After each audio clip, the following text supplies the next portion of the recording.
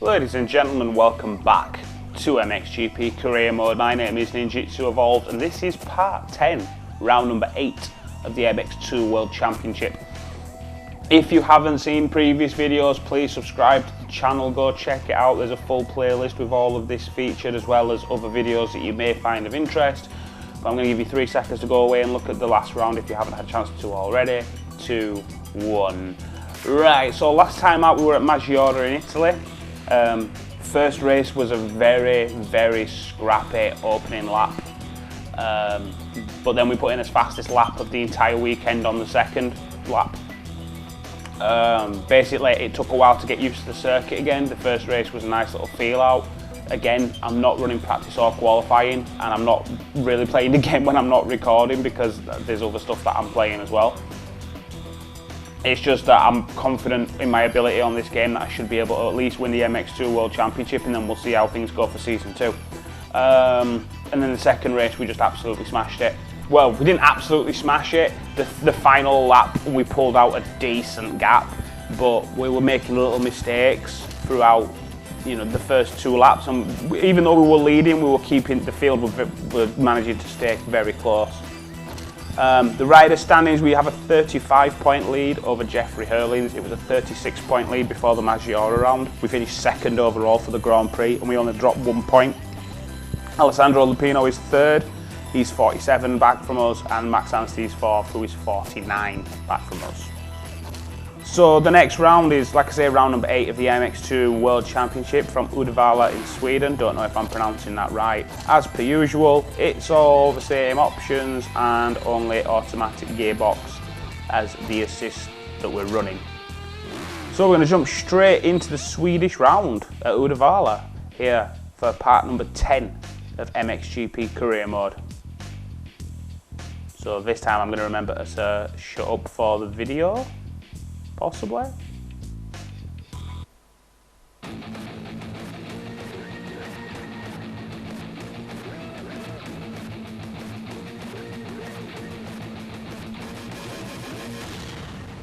Right, I'm looking at the track back there.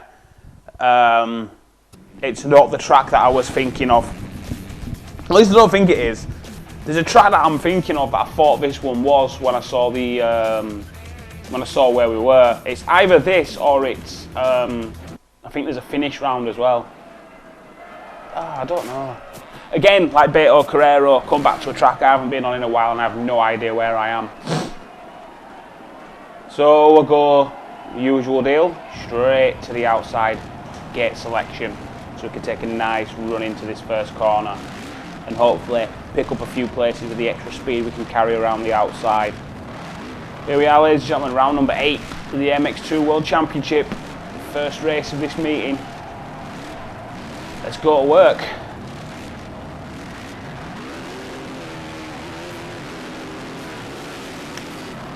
Ooh, that felt alright. Oh, dropped a few positions there off the start, but that felt, whoa, I thought it was faster than that. I didn't know where that first corner was going then. I didn't realise it were a hairpin. Whoa, okay, now I remember this track. I completely forgot about a track with any jump like that, but now, yeah, now I remember it.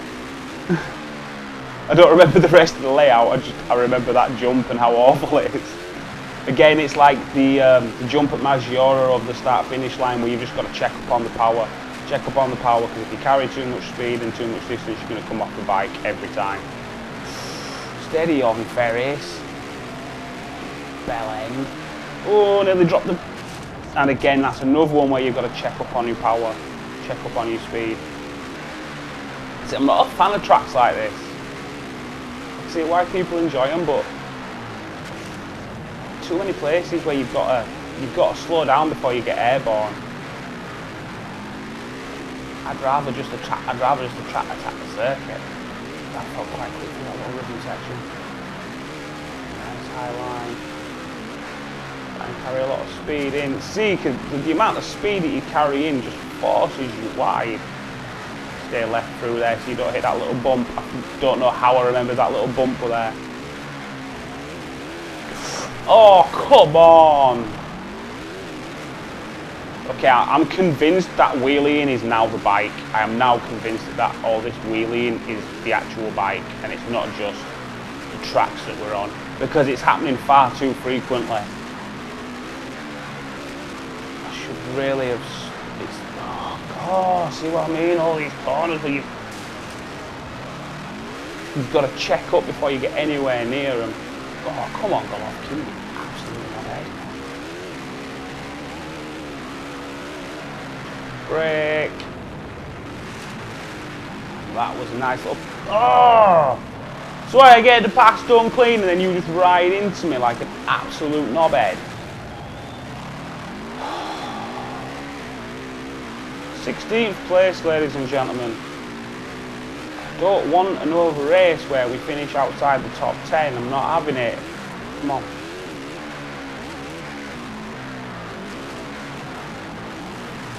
And again, I'm quite... I've nearly said scared. I'm quite afraid to go into some of these corners carrying quite so much speed.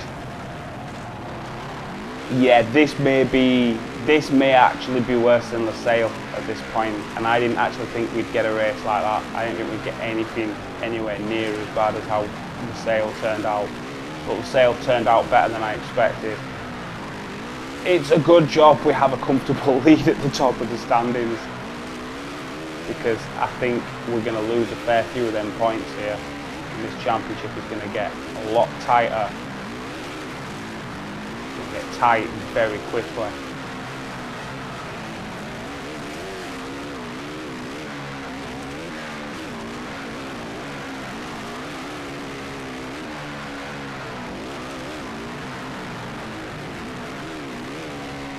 His adversaries Max Anstey, he's in third. He's already finished his lap. Oh, that's why that came up when it did.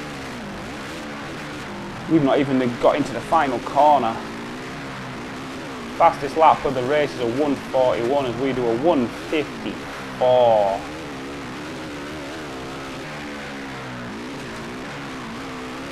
Over 13 seconds slower.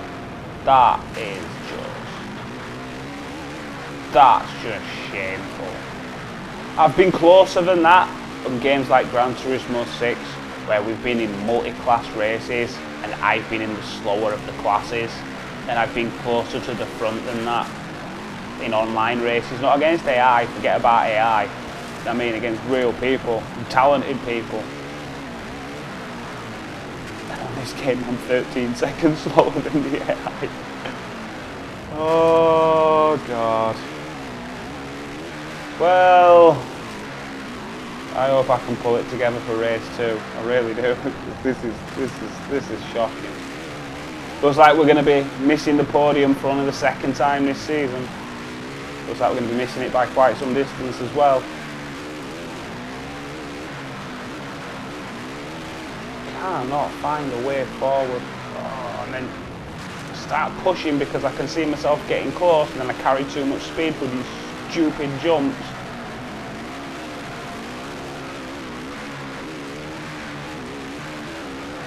Bite it all squirmy.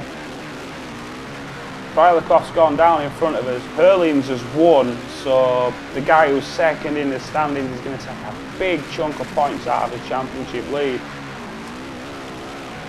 We just about get the job done on Monticello for 14th, so we're going to score what? 7 points? So Herlings is 25.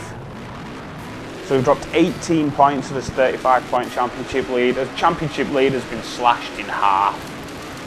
That is just shocking. That is really disappointing. That's the worst result of the entire season. And we've not had a bad season. Before this point, out of what, 14 races, we'd won 6. And we'd finished outside the top 10 twice, and both of those were 11th place. That's the worst result of the entire season, of a 14th. And to be honest with you, I can see this second race going just as badly. Luckily, we start to hit a stretch of tracks that we're good at after this. Tracks where hopefully we should be pulling in doubles. Because I mean, we've only had one double all season long. felt alright again. Jump straight into race 2, you can tell I'm frustrated because I skipped all the cinematics and stuff. Everybody ends up riding over Charlie here. We've probably just left him with quite a few serious injuries. But of course, there's no damage, there's no rider injury or bike damage on this game, thank God, because otherwise we probably wouldn't even have as many points as we do. We'll get away in 5th, so now we just need to keep the bike on the track. Not push too hard. We need to let people make mistakes in front of us. The last thing I need is for these idiots to ride across my nose like Holdenoff just did. That's my position. You can suck it. No, it's my position. You can suck it. Go down the inside of Anstey with a very dirty little block pass, and we nearly lose the bike under traction. Getting pushed all over the place by Holdenoff again. The guy needs to understand it's my position. That's why I keep saying it. Clearly got some sort of learning disability. So that's a bit hard. It's okay, we're in 4th position. We were wide. I'm normally quite quick through there in this next section. That would have been a chance to really close that gap then on Amstead.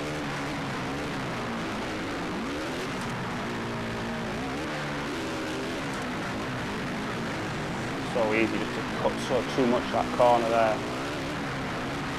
Oh, and that one, Oh, come on. Still in P4 somehow.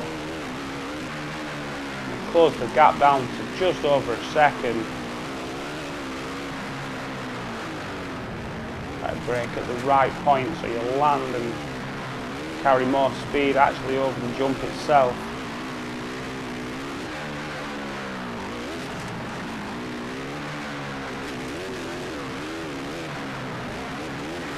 Corner sharpens up on the exit.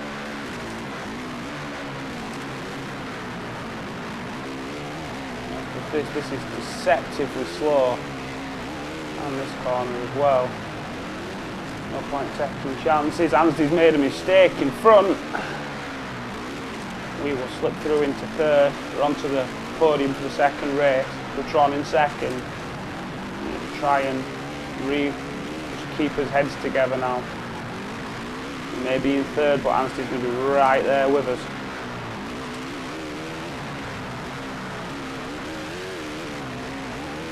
Oh, needed to check and didn't. Where's the leader gone? The leader's absolutely checked out. I don't see 1st place at all. Oh, he's already over that other jump. The leader is absolutely bolted. Oh, as we crash into Buttron. Oh, come on. And then scammed with his stupid game and his stupid handling. Fastest lap of the race is a 1:41.7. We do a 44.5. Not the worst lap. He's not in the 53s again, but come on. Anstey is still behind us in 4th place. We've got a fairly comfortable gap. He probably should have passed us, but then when we reset, we ended up resetting right in front of him over the start-finish line, and he had to take some avoiding action. We're back on with the mission, trying to close down Buttron.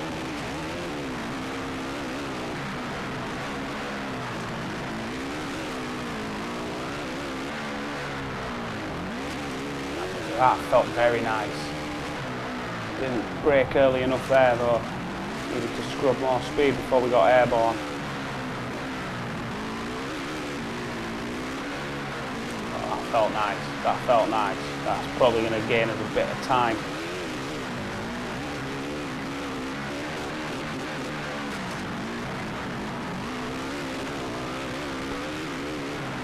So whoever's winning this one, and I'm praying it's not Hurlings, whoever's winning this race has just absolutely romped away with it. We're a 2.5 seconds behind Buttron at this point. We opened the gap up to Anstey to almost 4 seconds.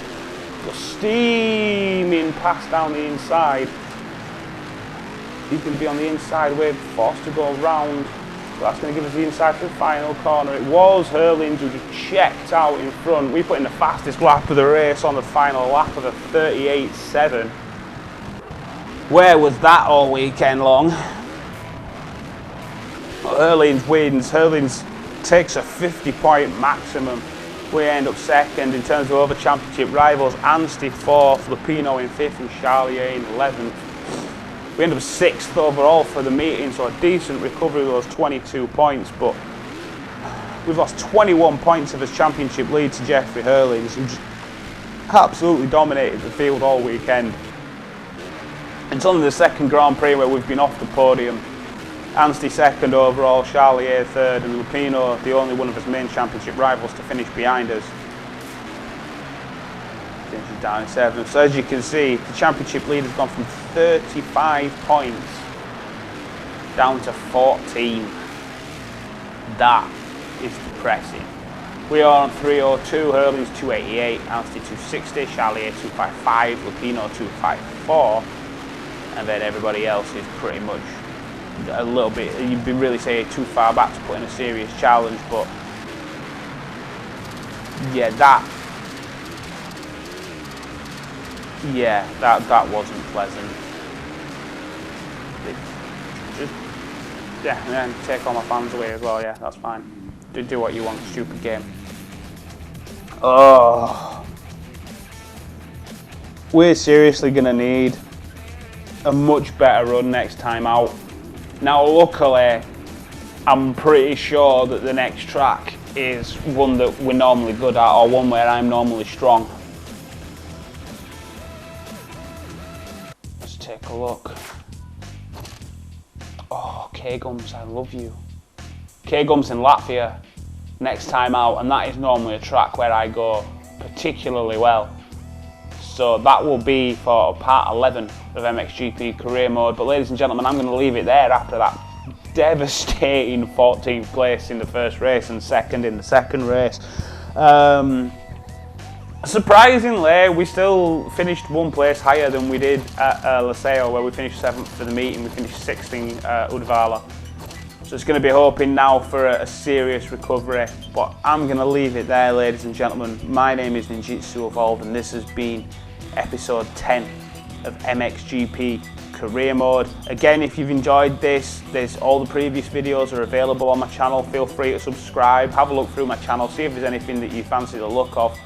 You know, you might fancy sticking around for a while, but I will see everybody again next time. So thank you very much for watching, and I will see you all for part 11.